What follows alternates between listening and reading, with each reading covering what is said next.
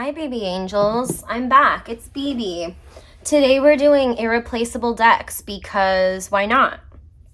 I have a pile of decks here and I felt like it was really surprising. Sometimes these tags are so... Here, I guess I'll start with one so you can see something. Sometimes these tags are so predictable and not in a bad way. Like sometimes you see a tag and you're like, oh my gosh, I know exactly what I'm gonna pick. This is gonna be great. And then I run to my cabinet and I go get all the decks that I had been thinking about and that I knew that I wanted to include. And this tag, and sometimes I don't know if you agree or can relate, but sometimes I'll see a tag and I'll think, oh my gosh, am I just gonna pick all the same decks for everything?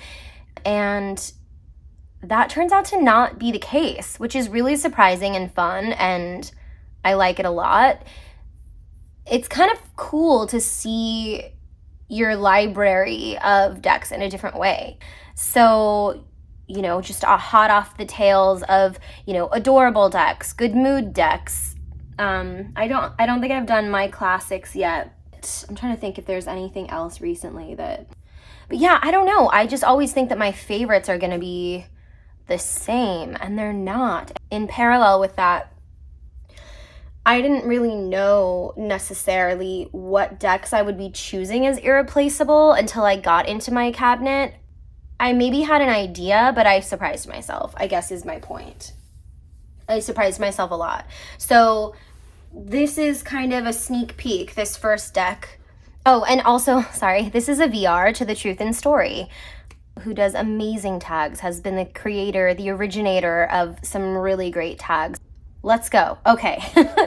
So this first deck I actually received last night, and I already know in my heart that it is irreplaceable. And this is the Frau Grand Duchess Tarot.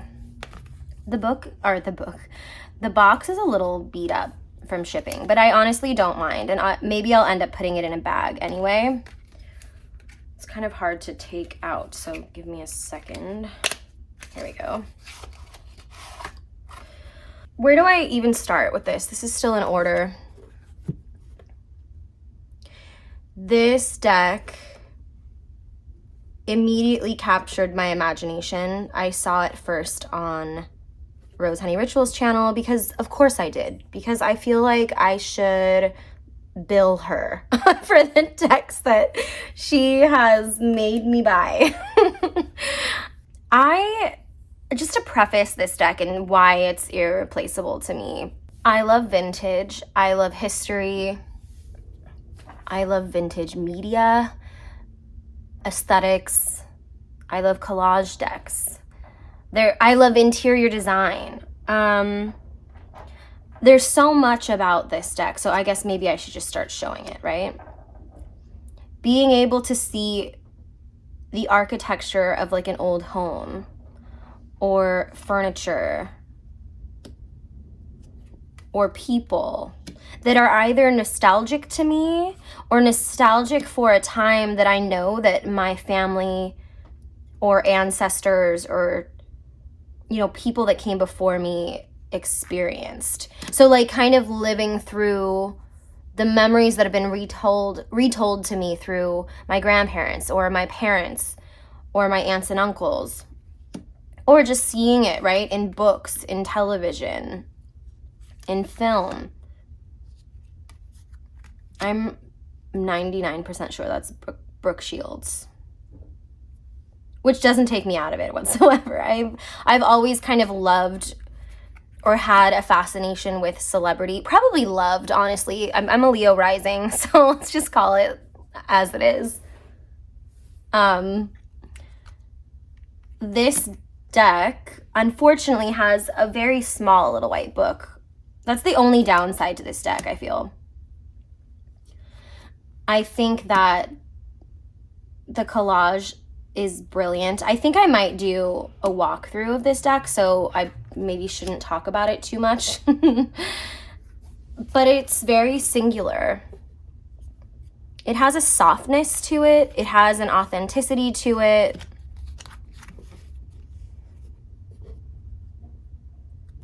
It's very, it feels sincere.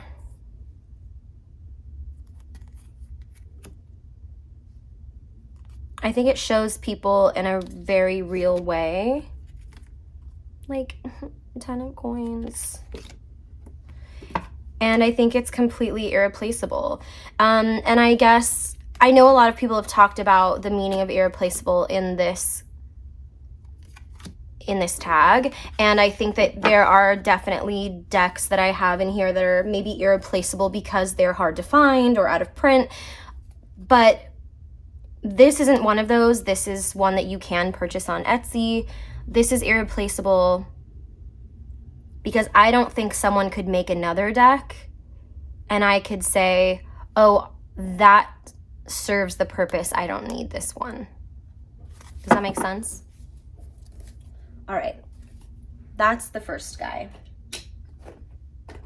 It's probably not a guy. It's probably like Alice from the Brady Bunch. The second one really surprised me. Not because I chose it, but because I chose it over the Victorian Romantic. And the Victorian Romantic is one of my most used decks. I love it. I have the most recent edition. I had the second edition before, and now I have the third.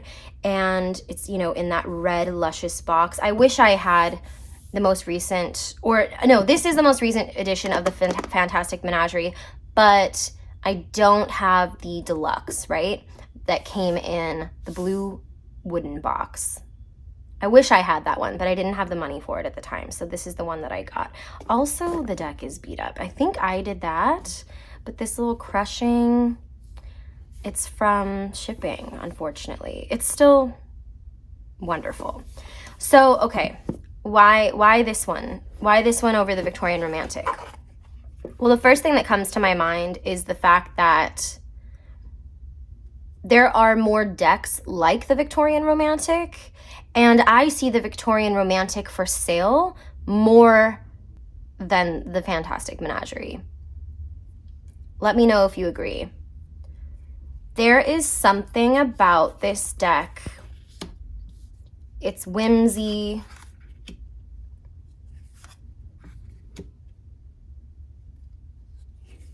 It's storybook illustration and setting.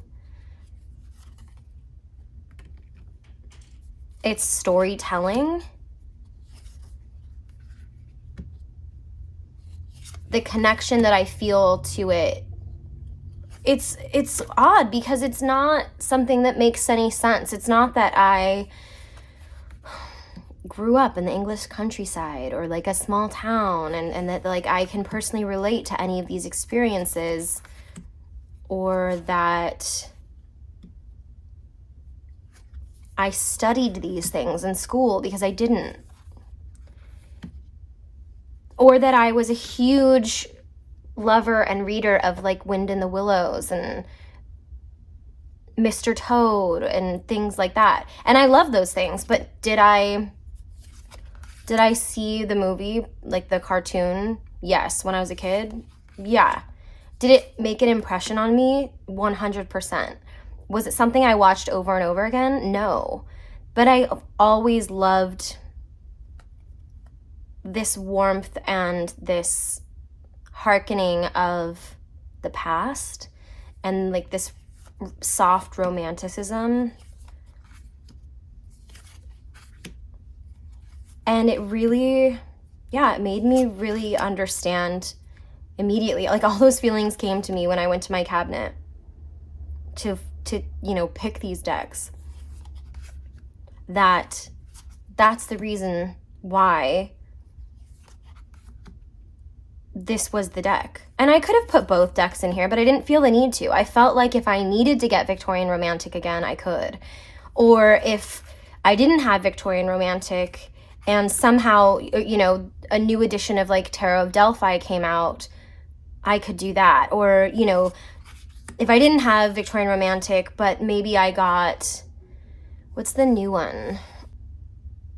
Oh my gosh, it's dark and everyone has it and I'm really jealous. It starts with a T. Okay, I'll put it, yeah, I don't want to waste your time, but I'll put it on the screen so you know which one I'm talking about. Like, I could get that one instead, and I know it's very different, but, like, it can fill a place. Or, you know, Danny's decks are great, Danny Mystic, and so I could get one of her decks. Maybe I'll put one of the pictures of her decks on the screen, too. So this one, I know there are a couple decks that are still based off of this artist. Does it say on here? Yeah, JJ Granville. I know that there are other decks, but this is the deck for me. Oh, I can't. And it's just irreplaceable. Irreplaceable. Okay, Ethel Cocoon. Cocoon. I don't know if I'm saying that right. I said her name once in a video not too long ago and butchered it, and watched the video back and was like, wow. I didn't even want to comment on it because I was like, wow, BB, you did a great job. This deck has been getting a lot of screen time lately, and I love that for her. This is an irreplaceable deck. I've talked about it a lot. I'm not going to say the same words I always say. I think it speaks for itself. I think it has the reverence of a freaking Bible. Look at it. And, oh, please, if you're religious, I'm not trying to be sacrilegious. I'm saying that this deck is a work of art, literally.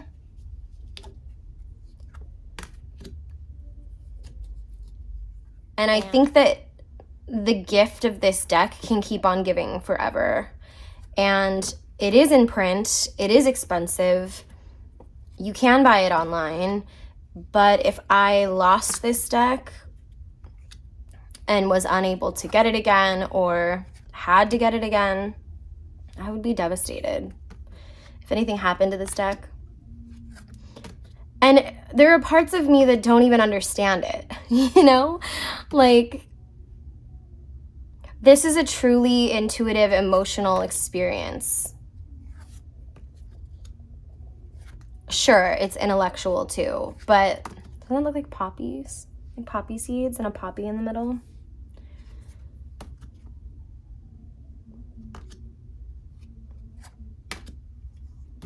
It speaks for itself. If you want to hear me talk about this more, I mean, it's just me saying lots of adjectives that relate to beauty and luxury. I've said this before. I don't love these bags. I don't get it. I think they look kind of cheap. Sorry. I'm so sorry. I don't know. Okay. That's my only complaint about that deck. Maybe no. I was going to say, like, oh, maybe I should, like, reback them, and I just have to stop myself. This is also getting a lot of screen time, and Meg told me that this is going to be mass market, which is great. So it literally is replaceable, but not in my heart. You can't replace this in my heart, and that's why it's here. This is the Pasta Tarot. This is like the little bebe. Oh, it's like the colors and the illustration style in this deck blow me away. It makes me so happy. Yes, this was in my good moods tag. I can't even express to you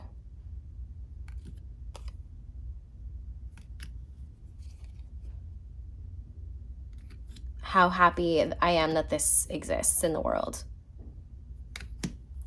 As soon as I saw it, I backed it on Kickstarter, and then I was already excited, and then I got it, and it blew me away.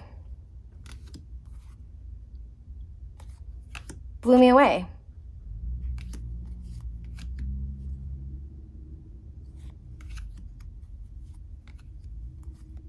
So yes, you will be able to purchase this, and I would be able to repurchase this if I gave it to someone, or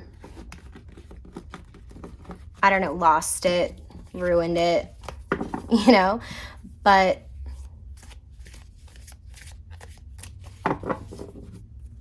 it's not about that, right? It's about how much joy it brings you, how unique it is. The value. It's about the value. It's about what it brings to your reading, where like if you didn't have this deck, you couldn't do the same reading. It would affect your reading. Wow, so beautiful. So beautiful.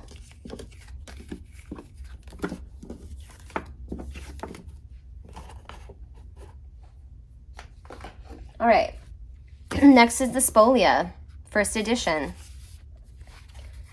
I got this years and years ago. The box is completely falling apart. See, terrible, terrible. Not that the box is terrible, it's just that like that's how much I've lugged it around places and read it and everything. So maybe I need to start keeping that in a bag too. This is so thick and soft and velvety and wonderful. It just like feels important. And it's a collage deck that is more on like the simplistic side. But it really hits, you know? These images are really impactful. I've always had great readings with this. I did include this in my Cabinet of Curiosities tag because it looks like a Cabinet of Curiosities all on its own. Okay, yeah, that's definitely Princess Diana, right? Have we talked about this?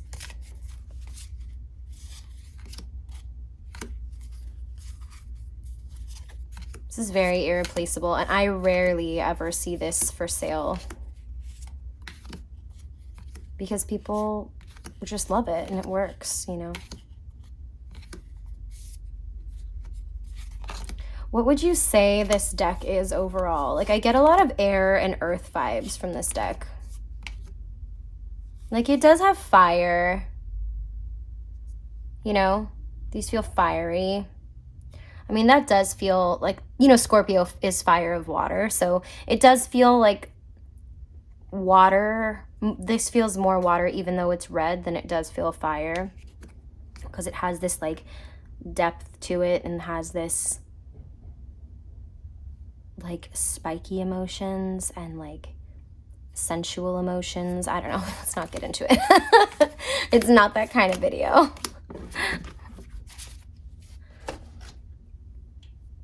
Okay, a few more.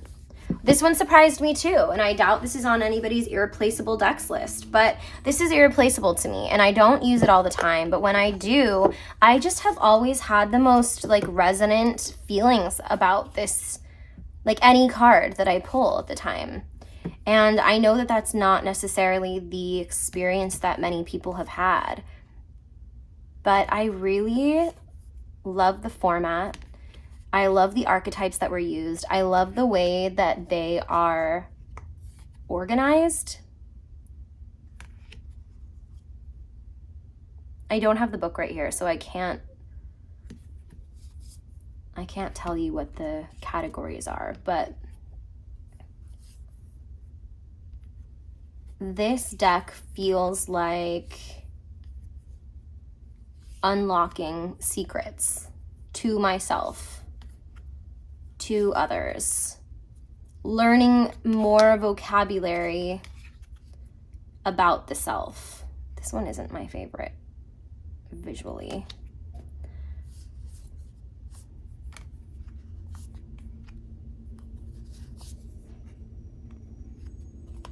So it's irreplaceable.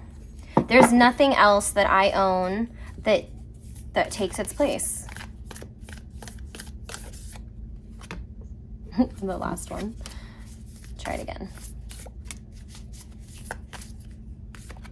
It's not the easiest to shuffle, if you haven't noticed. But those aren't deal breakers for me. If the value that I feel from the cards is there, then it doesn't matter. The Venom.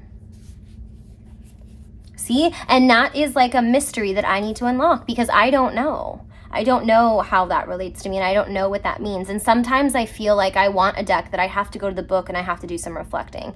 This isn't a deck that I use with other people a lot. This is a deck that I use for myself. Or if I'm reading a good friend and we pull one of these cards and we dive in to what it says in the book.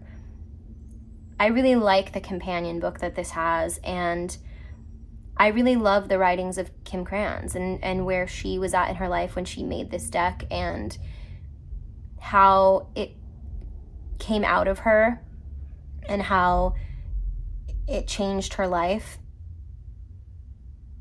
And really seeing certain people as, like me really seeing certain people as a conduit for magic.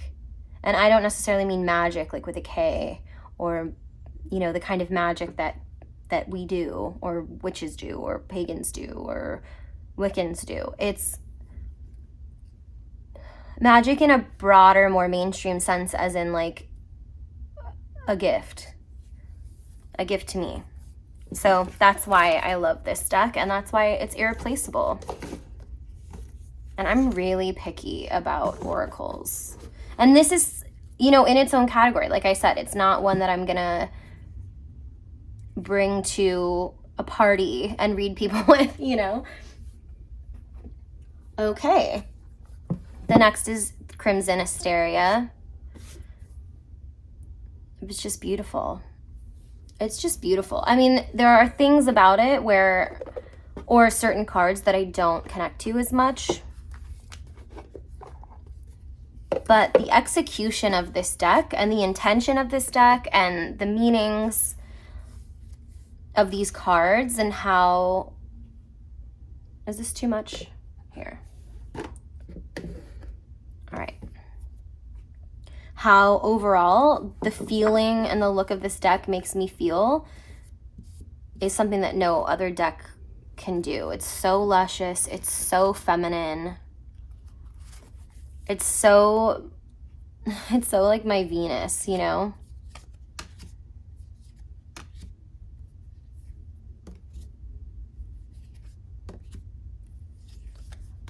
Saturnarium did a video on her Venus in Virgo and the decks that, you know, she associates with it.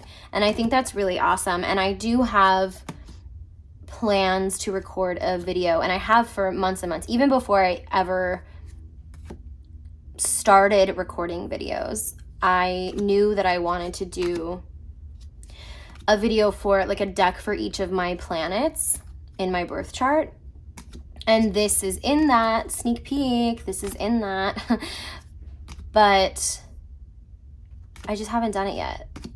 And I don't know, maybe I can do that and do, I don't want to like oversaturate, you know, or overexpose decks, you know, like if I do a birth chart video, is it still interesting to do maybe a few decks for each placement in their own videos? I don't know. Is that interesting to people? Who knows? But I think you can see why this is an irreplaceable deck. This was also a Kickstarter. I don't know if it's still available. I'm very sorry. I hope it is. I hope it is. I really like... Sorry, I'm just looking at the book. I really like the descriptions in the book. I think that the creator did a great job. It's not anything revolutionary. It's something that's, at least they're elaborated on more than the usual Little White Book, I guess.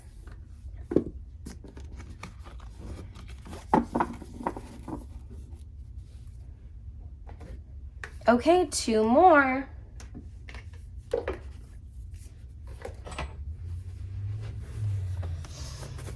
Okay, this one has hair all over it because I have a dog and a cat, but you know I had to include, oh, I'm missing a tassel. You know I had to include the Mystery of the Black Madonna. One of my favorite backs of all time.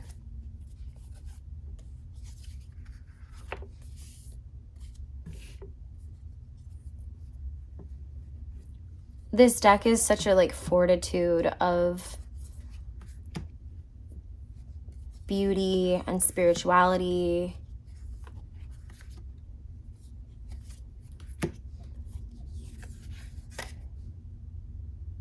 And like icon and ritual and tradition, and also like taboo, and literally like it says mystery.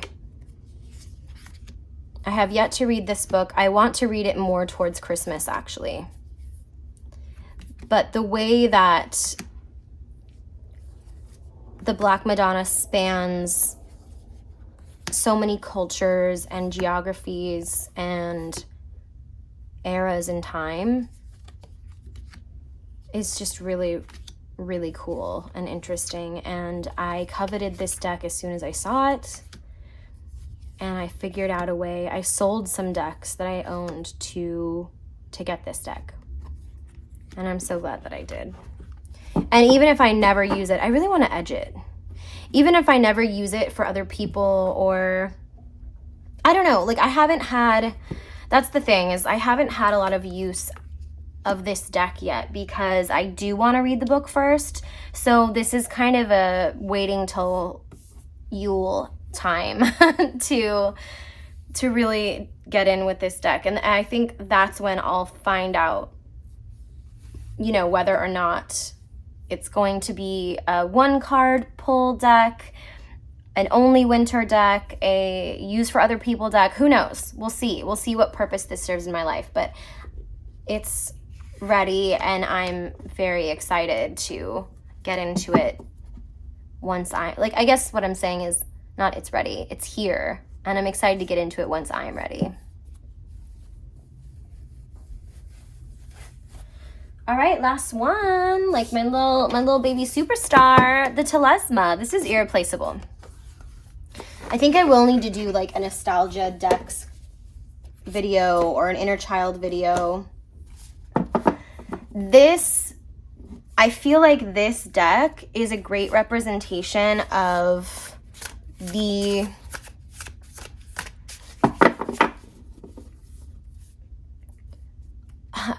mature, like adult spirit in me that was just waiting to get out when I was a kid and a teenager.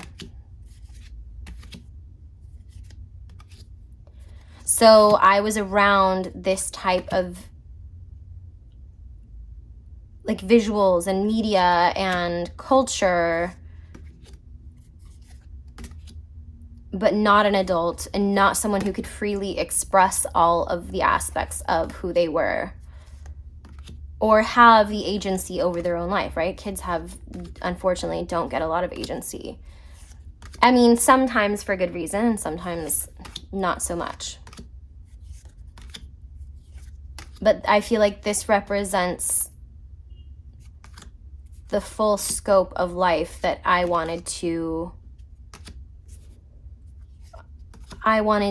see and hear and feel and understand, even if it was the negative stuff, the things I wanted to know. I wanted the veil lifted, and I wanted the freedom and the opportunity and the experience. And I feel like that's all here.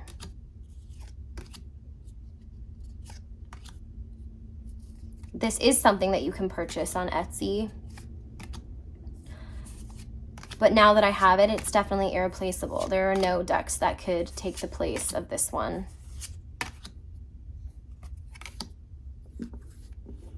It was love. It was love at first sight. It is a soulmate. So, those are my irreplaceables. What do we think? What are your irreplaceables? So I hope that you guys are having a really lovely weekend, if it's your weekend when you're watching this. If you did this tag, what do you think like it was revealing Or did you feel like it was, you kind of knew immediately how it was going to go down, you know? I don't know if anyone still watches at the end of these when I'm doing this.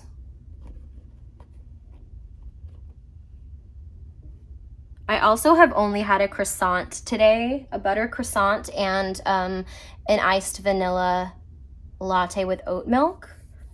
That's my go-to. Let me know what yours is.